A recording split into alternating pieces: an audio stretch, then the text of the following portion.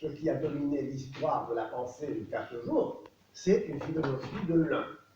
Une philosophie de l'un, déjà, chez les présocratiques, les premiers philosophes, une philosophie de l'un qui se présente sous la forme de la recherche d'un élément permanent dans le monde de la matière, dans la nature, le de natura rerum, de la nature des choses, de la physis. Pour les présocratiques, il n'y a que ce monde qui nous apparaît à travers les sens et qui se manifeste comme changeant. Donc c'est le changement qui pose le problème de l'intelligibilité du monde. Qu'est-ce qui rend le monde intelligible? C'est l'unité d'une proposition qui me permet de dire ceci et cela, sans me tromper, de telle manière que entre l'instant T1 et l'instant T2, il y a un continuum qui me permet d'éviter de tomber dans un trou béant du néant, d'une rupture radicale, abyssale, et qui serait une discontinuité absolue qui plongerait le monde dans un chaos inintelligible. Donc il s'agit bien de comprendre rationnellement ce qui fait l'intelligibilité d'un monde changeant. Et les premiers philosophes, on les appelle des physiologues ou les matérialistes, parce que pour eux, tout se résout dans la matière. La matière, c'est-à-dire l'air, l'eau, le feu ou la terre. Les quatre éléments découverts par les premiers présocratiques comme ce qui permet d'unifier le monde. Thalès de Milet, le premier des présocratiques, dit que le changement ne remet pas en cause ce qui demeure sous différentes formes ou modalités, à savoir l'eau, qui apparaît sous sa forme liquide, vaporeuse, solide, et qui donne au monde son apparence changeante, sous forme de modalités distinctes. L'eau, voilà ce qui me permet d'unifier le monde, de comprendre l'unité du monde. Anaximène, issu Thalès de Milet, dira non, ce n'est pas l'eau, c'est l'air. L'air, en effet, est beaucoup plus subtil que l'eau, et on comprend mieux que ce pouvait être l'air qui explique l'unité de toute chose sous la forme différente et changeante du monde, telle qu'il m'apparaît. Héraclite dira c'est le feu, c'est le feu. Mais avec Héraclite et Parménide apparaît un approfondissement de la question de l'unité du monde. Car Héraclite va dire ce monde, et Héraclite est important, pourquoi? Parce qu'on va le retrouver finalement chez Hegel, ou éventuellement maintenant aussi chez Épuse, la coïncidence des contraires, c'est que Héraclite va dire, oui, ce monde changeant, c'est un monde qui passe d'un contraire à l'autre. En effet, ce qui est chaud devient froid. Et ce qui cesse d'être chaud se change en son contraire, en froid. Non, mais tout passe d'un contraire à l'autre. Mais pour qu'il y ait un passage d'un contraire à l'autre, il faut qu'il y ait deux contraires. Deux contraires qui s'opposent l'un à l'autre. Sinon, le chaud resterait toujours chaud, il n'y aurait pas de changement. Et donc, Héraclite fait un pas en avant en disant c'est le feu qui transforme tout en tout. Donc, un contraire a besoin de son contraire. Donc, le monde est un monde de contraire. Le passage d'un contraire à l'autre, du chaud au froid, du froid au chaud, toujours un changement. Le moindre changement, c'est un passage à son contraire. Voilà. Et donc, pour Héraclite, c'est le feu, et un feu qui cesse d'être un feu matériel pour devenir un feu immatériel qu'il appellera le logos. Le logos, c'est ce qui unifie. Bon, restons-en là. Anaxagore et Empédocle sont deux autres grands philosophes importants. Empédocle, d'abord parce que Empédocle va réunir les différents éléments, l'air, la terre, le feu et l'eau, en disant l'univers ne s'unifie pas en fonction d'un seul élément, mais dans une combinaison, une combinatoire, une unification de tous ces éléments entre eux, qui s'unissent sous l'effet d'une force qui définit la nature. Et ici, la notion de force est importante parce qu'on va la retrouver tout le temps, et même chez Kant et chez Cuse, on va la voir, et chez les modernes. La nature se résume à être une force, une énergie. une force qui consiste à unifier les éléments. Et cette force de la nature qui consiste à unifier les éléments épars, elle continue toujours d'agir. Et une fois qu'elle a réussi à unifier et unir ces éléments, elle continue d'agir. Mais comme elle n'a plus à unifier, puisqu'ils sont déjà unis ces éléments, en continuant d'agir, au lieu d'unifier, elle va désunir, diviser. Et c'est ainsi que Empédocle distingue l'ère de la concorde et l'ère de la discorde. Et le passage de la concorde à la discorde donne lieu à un passage de la discorde à la concorde, dans un éternel recommencement de toutes choses. Nietzsche, qui emploie cela, et d'ailleurs une idée qui vient aussi même de plus loin des Asiatiques, hein, parce que tout est un. Hein. Cet éternel recommencement de toutes choses, c'est le fait d'une force. Nietzsche va dire la volonté de puissance. C'est la volonté comme puissance. Puissance, énergie, pouvoir, force. Vous voyez, tout cela, voilà ce à quoi se résume ce flux constant qui ordonne, désordonne, sépare, unit. Empédocle est un philosophe qui a connu beaucoup de prestige. Jusqu'à aujourd'hui, par exemple, c'est un poète comme René Char, un poète. Et Empédocle, aujourd'hui, est apprécié. Pourquoi? Parce que justement, il explique tout ce qui s'unit et tout ce qui se désunit en vertu d'une force unique qui définit la nature elle-même. La nature, c'est le natus, c'est ce qui est né, ce qui croît. Un flux, disons. Bon. Toutes ces explications sont encore des explications matérielles. On explique donc l'unité du monde matériellement, en recourant à des éléments matériels. La force de la nature comme force mystérieuse. Anaxagore, le premier des philosophes, dit Aristote, qui se révèle être le sobre au milieu de cette ébriété générale. Anaxagore dit que le monde est un mélange d'atomes semblables.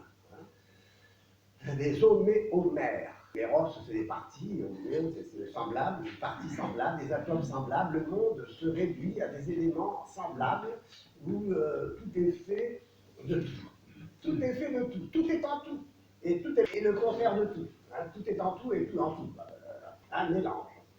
Et qu'est-ce qui va nous permettre de distinguer dans ce mélange un ordre, une intelligibilité du monde, parce qu'il s'agit toujours de chercher, de sauvegarder l'intelligibilité du monde, sans quoi on tomberait dans l'absurde, dans l'absurdité, dans le chaos inintelligible.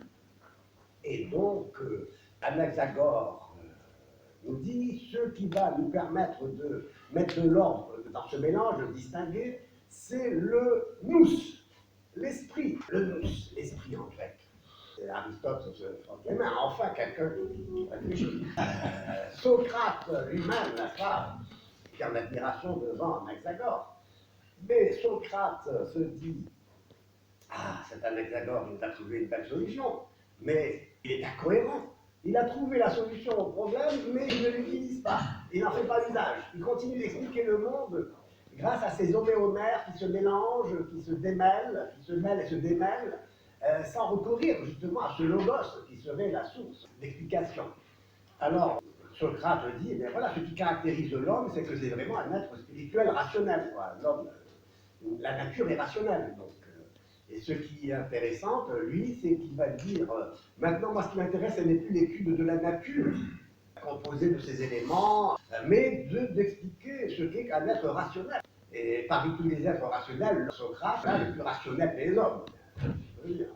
Donc maintenant, il commence à vouloir comprendre les choses en recourant au logos. Et on sait comment il procède, en expliquant comment les choses peuvent se mélanger et avoir un sens grâce à la définition. Parce qu'on peut définir les choses grâce à la raison. Définir, délimiter, mettre un terme au chaos, disons. Et donc Socrate, évidemment, c'est Platon. Socrate, un clochard sublime, sublimé par Platon. Hein, et donc, Platon va dégager l'idée de la définition des choses qui changent en distinguant le monde qui change, le monde sensible, du monde intelligible qui ne change pas. Enfin, vous savez tout ça, je fais que rappeler les choses. Et donc, c'est la participation du monde sensible au monde intelligible qui permet de justifier, de comprendre l'intelligibilité. Mais Platon commet une erreur corrigée par Aristote, à savoir que, quand il va dire que ce monde sensible ne prend de sens que grâce à la notion de participation. On l'a vu, donc c'est parce que Socrate participe à l'idée d'homme qu'on peut dire de Socrate qu'il est un homme. Mais le statut de l'individu Socrate, c'est quoi? Platon dit la réalité de l'idée se résume à sa forme indépendamment de la matière. Et la forme demeure universelle, parce que c'est la matière qui l'individualise. Mais la matière pour Platon, c'est rien, c'est du néant. Socrate, c'est rien, c'est une ombre au fond de la caverne qui va s'effacer bientôt, condamné à la ciguë, à la mort. Socrate n'existe pas, les hommes sont des ombres. Il y a un côté négatif du platonisme de ce point de vue-là. D'ailleurs, c'est l'aspect le plus négatif du platonisme, le danger de déréaliser le monde sensible en mettant toute la réalité du côté du monde intelligible, c'est-à-dire du côté de l'idée. Et Aristote va dire, mais mon cher Platon, tu exagères toujours, tu fais de belles métaphores, ton idée d'homme, c'est une métaphore. Mais Socrate, voilà l'homme, voilà la réalité. C'est l'individu qui existe, c'est pas l'universel, c'est pas l'idée d'homme qui existe. C'est Socrate, l'individu Socrate, et toi et moi. Donc le réel est du côté du singulier, de l'individu, du monde, et donc le monde sensible est sauvé. Mais la solution, c'est la solution illémorphique, c'est-à-dire que la forme n'est jamais donnée sans une matière. Toute forme est singularisée, individualisée par la matière. La matière, la materia signata, comme on dira en latin, et en particulier donc, dans l'opuscule bien connu de Simon Pierre qui a fait son mémoire sur l'être et l'essence de saint Thomas, où la matière, la materia signata, c'est ce qui singularise la forme, ce qui permet à la forme, dans la matière, de constituer une substance singulière. Donc là, il y a donc le statut de la substance, de l'ousia, de ce qui est, et le statut bien réellement réel d'un être singulier, du côté duquel se trouve vraiment donc la réalité. Donc Aristote pose les bases d'une philosophie de l'être, qui est une philosophie analogique de l'être, où les substances sont multiples. Il y a une multiplicité de substances. Et grâce à l'analogie de l'être, on peut distinguer l'être de ceci, l'être de cela, en vertu d'un être qui est purement être, n'est-ce pas? Et donc, cette philosophie de l'être signifie qu'il y a entre les choses les plus dissemblables, il y a encore quelque chose de semblable. Et donc, tout ne peut pas être semblable, parce que sinon il n'y aurait qu'une seule chose. C'est bien le problème énologique. Si tout est semblable, eh bien il n'y a plus de différence entre les êtres. Alors l'être lui-même n'émet plus ce qui permet de distinguer les choses, justement. Ce n'est plus l'être qui permet de distinguer les substances, disons. Ce n'est plus l'être qui permet de distinguer. Pourquoi? Parce que l'être a un sens univoque, comme l'affirmera Duns Scott. C'est pourquoi Duns Scott est important et décisif, et la philosophie en tout cas analogique de l'être, parce que pour lui, ce qui permet de distinguer les êtres entre eux, ce n'est pas l'être de chaque chose, mais c'est une intensité, une densité par rapport à l'infini. Ce n'est plus l'être qui permet de distinguer et de fonder les substances singulières en vertu d'un être qui n'est que l'être pur, comme saint Thomas va le dégager. Dieu n'est plus défini donc comme laissé subsistence percée d'un être et qui est l'être nécessaire pour Duns Scott, et à partir de Duns Scott, Dieu c'est l'infini. C'est l'infini, ce n'est plus l'être. Et c'est grâce à cette notion d'infini qu'on va pouvoir distinguer les êtres et les choses. Il s'agit donc de ce monde multiple, n'est-ce pas, qui se différencie en fonction d'une intensité des êtres finis. Voilà, donc tout est de l'être infini et la mesure de ce qui est fini, on peut dire, au sens où, disons, ce qui est fini est plus ou moins intensément proche de l'infini. On va retrouver cette idée chez Nicolas Flume.